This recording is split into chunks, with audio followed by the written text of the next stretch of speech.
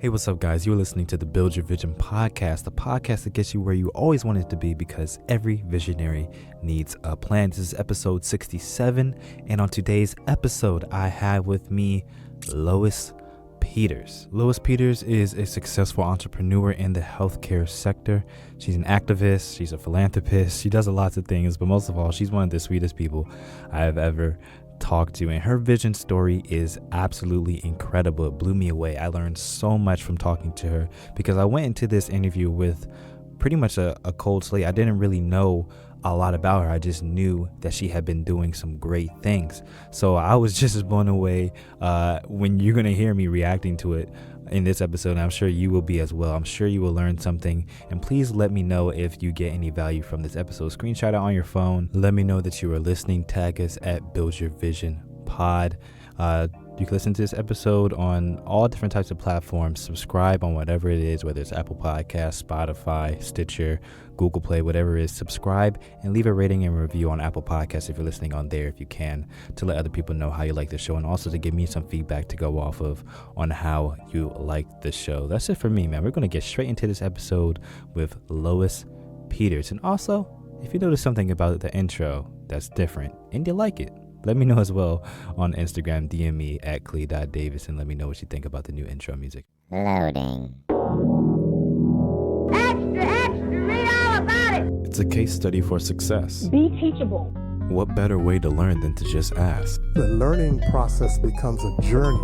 Turning dreams into reality. What is the thing that you know you should be doing, like somewhere deep down amidst like all the excuses and all the lying layers of reality that we talk about on top that aren't actually your life? If this is all I have to do to like get to the places I want to go to, just like act like I'm supposed to be there and like have the supreme confidence, I do that everywhere I go. What path do you want to take in order to improve? Do it. It was all I thought about and dreamed. Like I would literally get up in the morning, practice, because I knew the time would come. Study what these other people are doing. Whether we've consciously realized it or not, we all have a vision of what we want our life to look like. Mentors to expose you to things that you otherwise wouldn't know. That's what Build Your Vision is. That's what this podcast is all about. I'm originally from Jamaica, West Indies, Mandeville, Jamaica. What it was like. I grew up in a very loving home for the children and a very warm church family. As a child, we were in church every Sabbath, and the pastors, we traveled around with them singing, and anytime they needed somebody to recite, they would grab my sister or me, or both of us, and we'd be gone, whether it's a harvest program or some function of dedication of a new church. We traveled with the pastors, so we became a part of the core of the church and felt very, very blessed, to be a Seventh-day Adventist. In addition, my dad, I call him a businessman. You see, my dad, he, I tell the story all the time about why I went into entrepreneurship. My daddy didn't make a lot of money, and in Jamaica at the time, they didn't allow you to purchase a car if you didn't. They didn't allow you to get your driver's license if you didn't have a nice car. What? And because you had to have a nice car in order to get a driver's license. And because of that, he couldn't get one because he didn't have a nice car. So you know what he did? He started a driving school. Wow. He started driving school. He didn't have any license. With the old car, the old beat-up car that he had, he started a driving school. And he ran that driving school until he got enough money to buy a nice car so he could get his license. Wow. That's my background. So I came from a praying family, right, a God-fearing family, loving family. I came from a church who loved its young people, loved us, who utilized our services. My mom always had a poem in the background. She always had us learning poetry. So whenever the pastor needed us, we were gone. And I had a father who was in his own way an entrepreneur. Yeah. It wasn't called that back then. Right. Exactly. Yeah. It seems like it was like in your blood to have that kind of problem solving mentality. Yes. Okay. So growing up, did you go to high school in Jamaica as well? Yes, I went to West Indies College High School. It's the Adventist high school in Mandeville, but it was called West Indies College. You didn't, after elementary school, you went to college, but it really was high school. Right. Yes, and that's where I went to school. And my story really is bigger than I even knew, because I didn't realize how long I was in high school. I actually spent 8 years in high school. 8 years? 8 years in high school. We had a 5-year high school. I started high school at 10. Okay. I won a scholarship, and I was pretty bright. And we do start earlier we're under the bridge system, and so I started at 10. But by the time I reached the fourth year, my parents had separated, and from there everything just went downhill. And I think now that I look back, that I suffered from depression, except they didn't see it as that. And I ended up spending 3 years in the same form. So after spending 6 years in high school, my mother came to America and she sent for us. And when we came, all of a sudden it was a new beginning. And I went to public school, Jeremiah Burke in Boston, for the first time. And when I arrived, they hadn't had the money to pay the tuition off back home. So I had to go to this public school, and they couldn't send the transcripts. So I'm now 16, because I started at 10. Right. And so they put me in 11th grade. So I did 11th and 12th and did very well, because I knew all the stuff that they had been teaching. I just couldn't reproduce it back home. So I spent a total of 8 years in high school. Wow. Well, at least you graduated technically on time. I graduated with my peers. Right. Everybody was 18. Yeah. Sure did. Okay. And you graduated from high school. High school, I went to Atlantic Union College up in Boston. Okay. Outside of Boston. And I did the nursing program there, and that's a whole nother story. I spent 4 years in college and graduated with a 2-year degree in nursing. Because I had no transcripts from West Indies College High, and so the GPA that I went with was from the 2 years at the Jeremiah Burke High School in Boston. Right. I ended up doing the pre-nursing program. And that would be a 3-year program at West Indies. But I have to tell you this. Because we were new from Jamaica, we didn't know anything about ACTs and SATs and stuff, so I took none of them. So when I was ready for college, I applied to Princeton and Stanford and Yale. With no ACT. And all of these Ivy League schools and AUC. So I got accepted at AUC. Wow. And I tell this story because a lot of times as people see us now, they think everything was just wonderful. Right. That everything was very easy. And they don't realize that I was just like any other child going through whatever difficulties that a child goes through. And that God in his mercy paddled us through, took us through to where he wanted us to be. So yes, I did end up, so I did the 3-year program. And then it was a time when things weren't as honorable with people that look like me. Mm-hmm.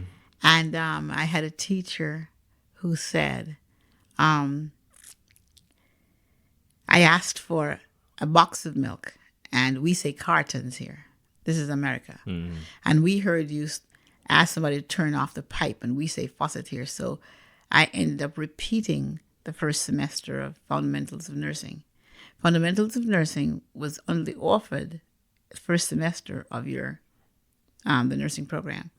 So after doing pre-nursing, starting the nursing program, I repeated Fundamentals of Nursing. So now I had to wait another year to start again. So I ended up spending 4 years in college for a 2-year program. And graduated that was just because you said things differently? Yes. It was, we're talking about 1971.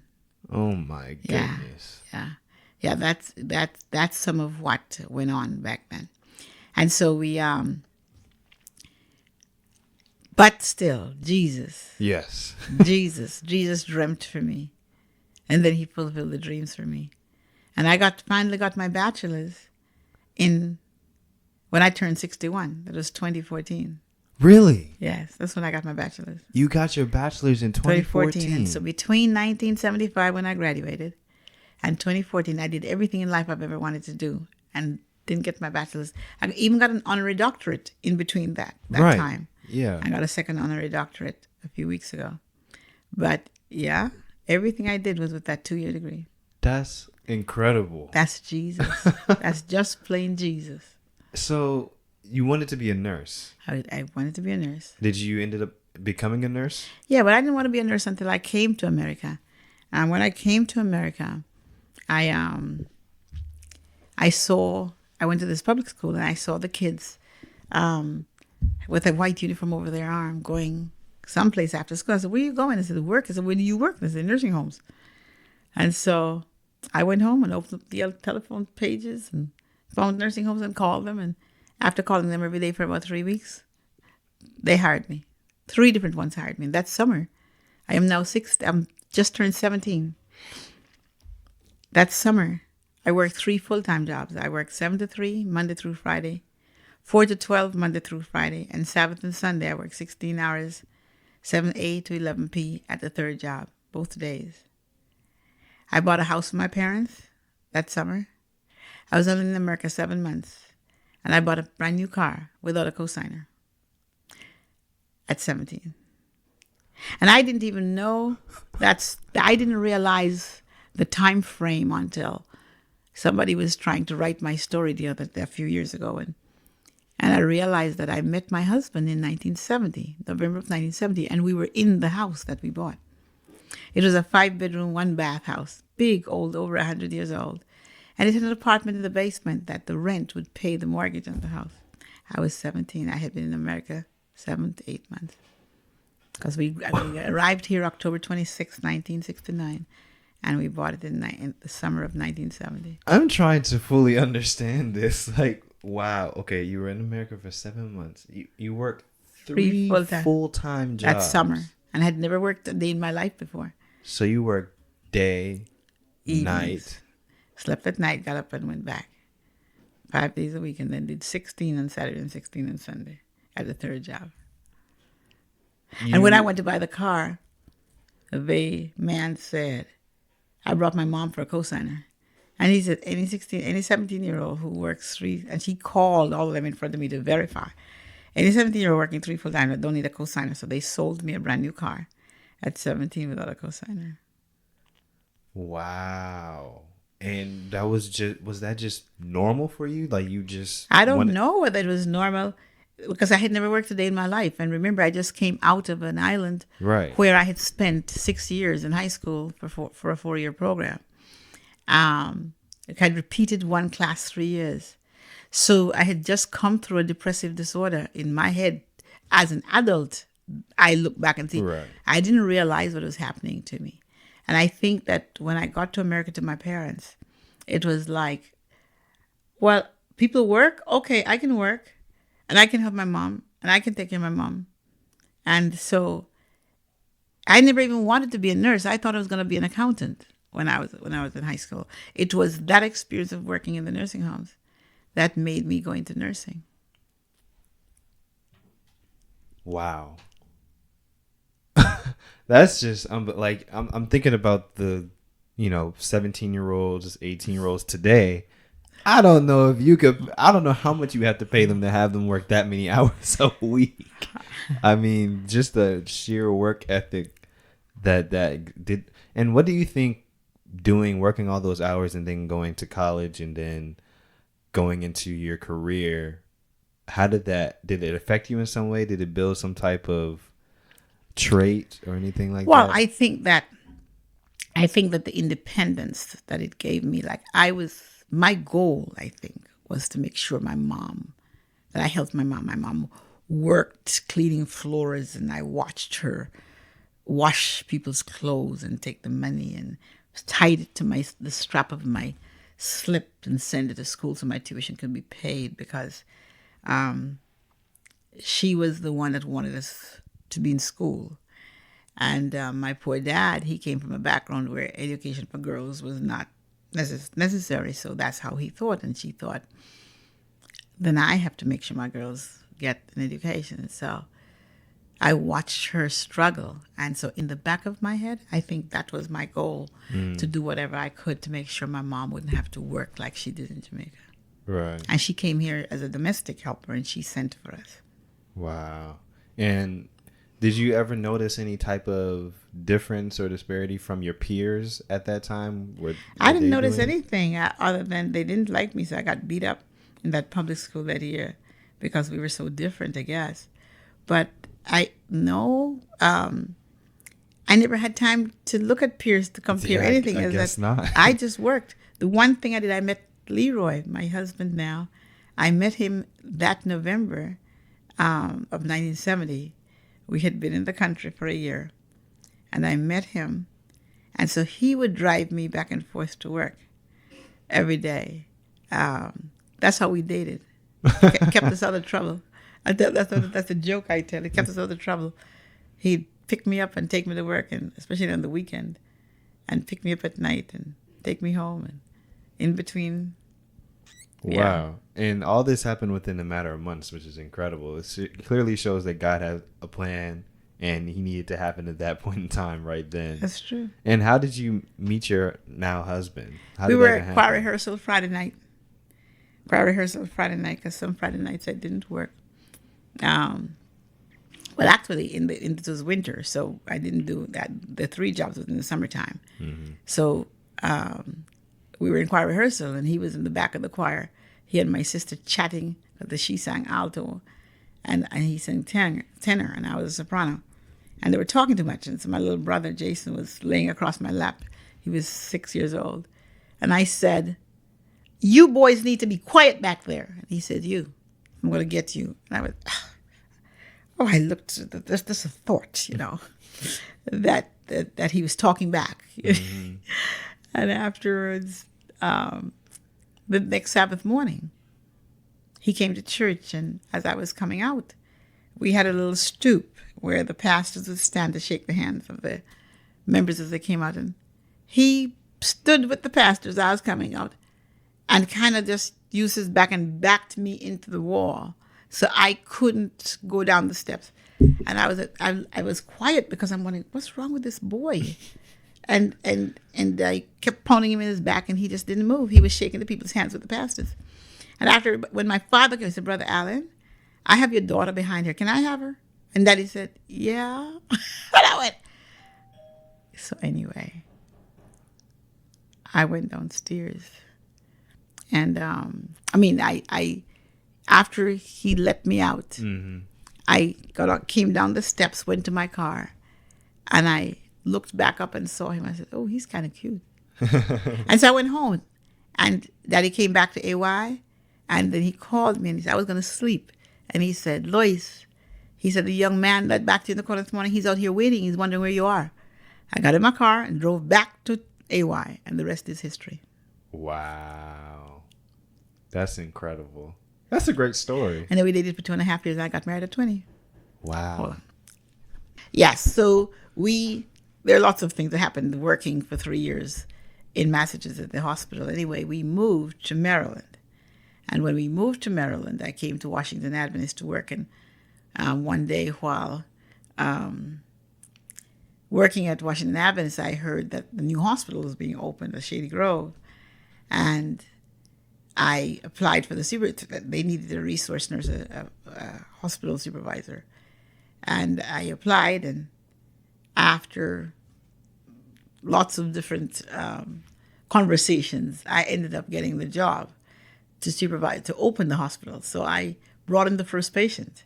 Wow. And hired the first nurse that worked at Shady Grove in 1979. And watched, and I stayed there for 6 years. I opened the pediatric unit. Eventually, from supervisor of the hospital, when I just wanted to work days, I opened the pediatric unit there. And then I got sick. I lost a baby. Mm-hmm. And so I couldn't work for 6 months. During that time, I called some of the people who used to come to Shady Grove to market for nursing. They wanted to send their nurses there for the float pool. And I called one of them, and she hired me because I wanted to work part-time. And after she saw my background, she said, "I want you to come marketing with me." And we went over to Walter Reed to talk to them about their babies. And that day I knew I was going to open my own agency. And it was such a fascinating experience saw her presenting to the doctors and about what we do. And after that, somebody asked me, could I help them because they had a friend who had a child that needed care and that the agency wasn't doing what they're supposed to do. I took $30 that I had to buy food, went out and got some cards printed, started handing them out, took that person's child, called up my friends and said, I need you all to come help me. Each one of you give me 2 days, you can keep your full-time job. And that's how I started, without a feasibility study, without a business plan, I didn't even have copier and paper. I went up to the 7-Eleven, but we used to have these copier paper that it was a blue, I forgot what it was called, but you write on it and it would copy it. I forgot, carbon copy paper. Yes, the carbons. And I went and bought a stack of carbons. That's how we wrote our notes so we could have copies. I mean, this was that was 1986 that I opened. And we became the largest pediatric agency in the state. I helped to, they called and consulted me when they were writing the regulations for the home care agency, private duty nursing agency in the state of Maryland. Wow. I have done, And so we got very large, and we sold our company in 1994.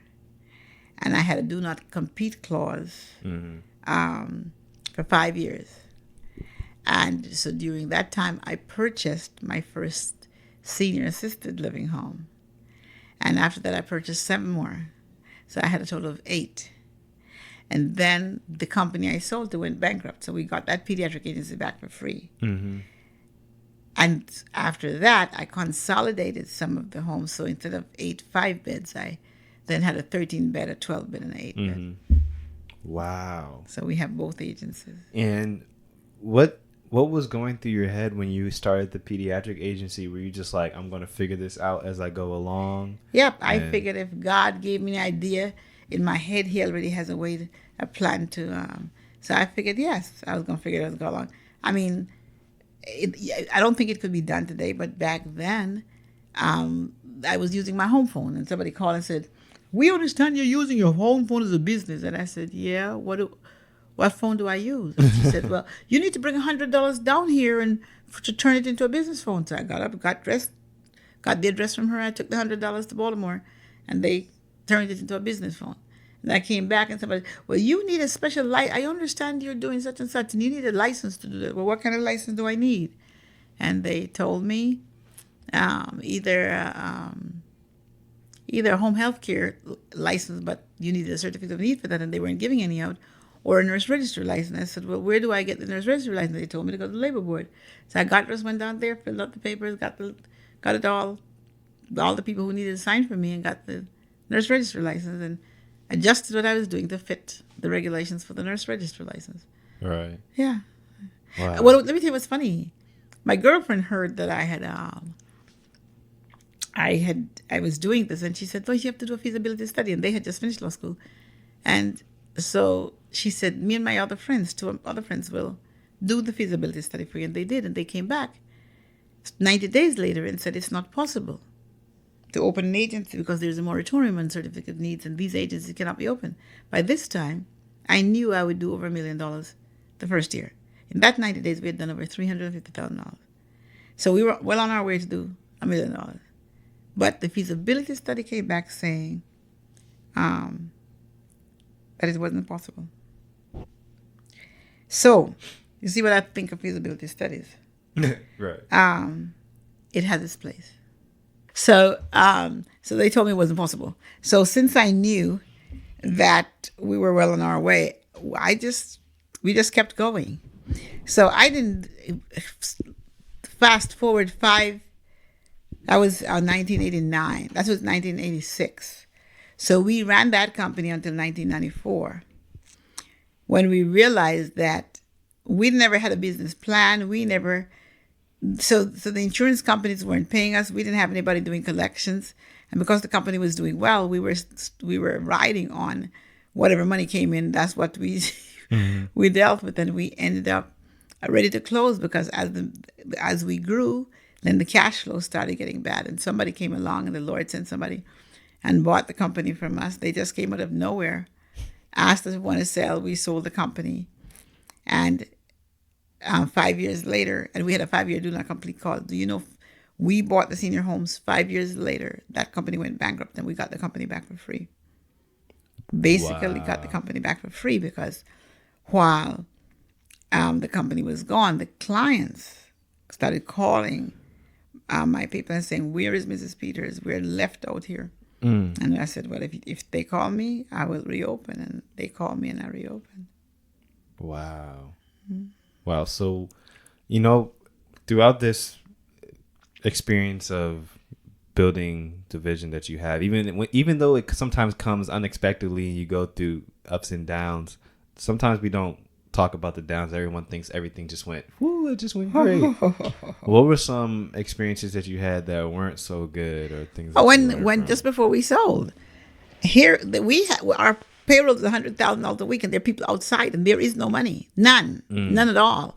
And we're praying, and my friends would come in, and I remember Dawn Davis. She was alive then, and she came to visit me, and she just held me and sang "Jesus Say Come to the Water and Stand by My Side. I know you're not worthy, but you won't be." I'll never forget the song, because the peace that it gave me, and my nurses, they understood, and eventually everybody was paid.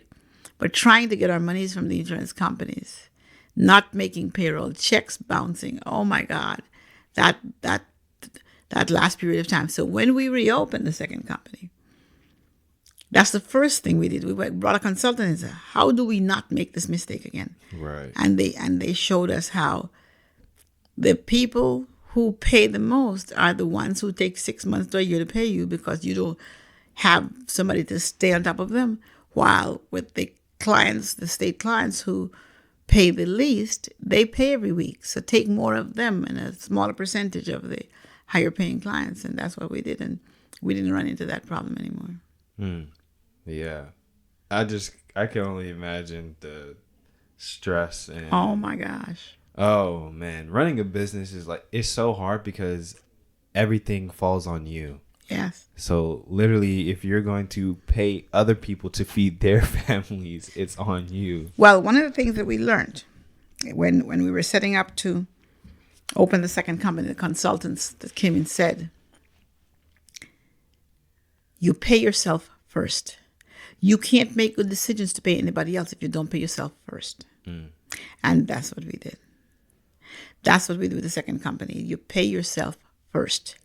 If you're stable, then you can think straight and you can make decisions. You're not flying on the seat of your pants. You make sure you have a business plan. You know where you're going in comparison to how we did it before. Right. See, entrepreneurs are not necessarily business people. You've got to surround yourself with business people, and it does make a difference.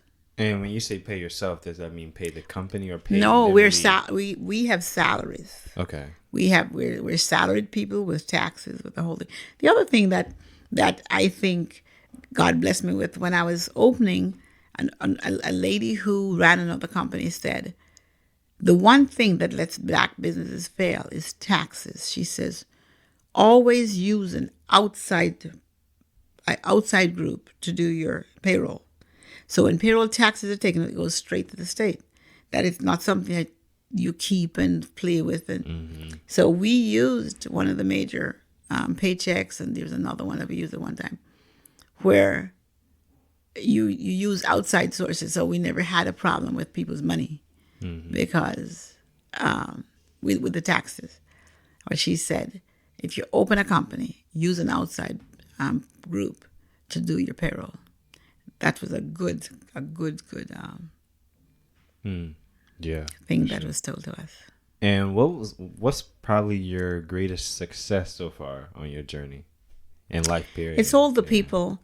When we sold our company, there are many nurses out there who were trying to open businesses. Well, just before we sold, and we would give them. I gave them copies of my policies. I gave them while the nurses were working for me, anyone that wanted to open a business, I'd give them copies of whatever they needed. So when we sold the company and we came back, we didn't have to go looking for stuff. There were so many people out there that would help us. I didn't have to rewrite policies. I could go back and ask, and they would help me. Mm-hmm. And nobody took patients from me. Nobody, after I reopened, I didn't have to worry about somebody stealing patients and stuff because I had helped so many people open companies. Wow. So you're also kind of like an educator or a mentor, or I'm a mentor. I'm a mentor. Whatever I have, if somebody needs it, whoever needs it first, I give to them. I've never charged anybody for consulting. And with all of the work that I've done, whether it's in the senior homes or the pediatric home care agency, I've helped a lot of companies and I've never ever charged anybody. Wow, that's incredible. And I always ask this question. I always am amazed at some of the answers that I hear, because it's just a question that people don't hear that often. And actually, no, I'm gonna say one more question, then I'll get to that one. If you had a time machine and you could go back however many years you wanted to go back, and you could see the old Lois Peters, what would you tell her now, knowing what you know now? I would congratulate her for loving her mate and her children and giving them Jesus. Because when everything goes down with all of the stresses of running a business and stuff, we stayed together because we had a God and a church family. And I think that is my one success story. All of the things that people say that I've done and stuff, the one success story is that my children love Jesus, my family loves Jesus. So that's what I would tell her. I don't know that, I also look back and love the fact that at my busiest time, I took 1 week in the month where my husband and I could go away and just out of the country. We flying these little cheap fears, and that was our tune-ups. Once a month, we would go away. Because I was so busy during the week running the company. It was so different for him because he had a full-time job at the General Conference. And I, 24 hours a day, it seemed, was taking care of these babies. Right. So that's what I tell her. Wow. That's actually the first time I've heard that type of answer before. I've never heard an affirmation. Really? I've always just heard advice, don't do this, or make sure you look out for that, or don't stress. That's the first time I've actually heard that. That's good. That's actually really good. And here's the question. If you had a billboard, let's say sponsored by you, and everyone on 29 going down could see this billboard, what would be the message that you would want the world to hear? If God gave you an idea, He has already made a plan to see it through. Move forward. That's good. No one's ever responded that quickly either. Everyone's like, I don't know. Wow, okay. Yeah, just move forward. He already has it worked out for you. Wow. If it came in when you have a connection with God, if it came in your head, it didn't just come in your head. He prepared a table before you in the presence of enemies, and then He anointed your head with oil. Your cup runneth over. Move forward and see how He will. Just keep moving. If He doesn't want you going that way, He'll block it and send you the other way. Mm-hmm. Just don't wait for, people come to me and they'll spend weekends for me to tell them about how to start with. Well, they want to set up an office first, and they want to set up this first. I've got to have enough computers, and we got to. You haven't made any money. Right.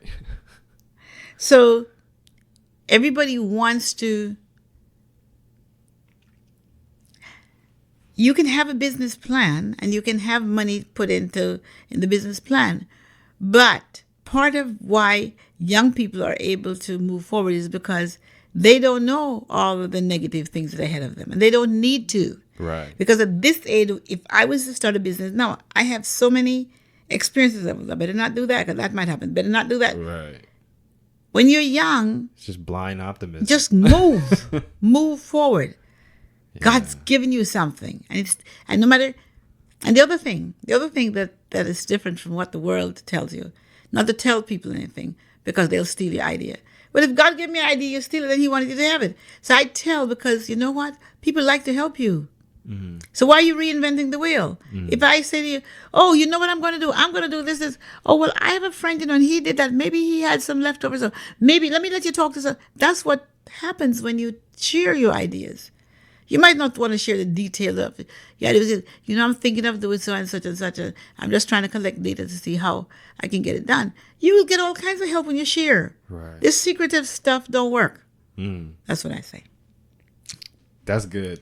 I think the world needs to hear that. Yes. That's it. You can wrap it up. That was great. Thank you. Yeah. I'm honored. It's going to be a good episode. It's going to be a really good episode. Thank you for coming on the show.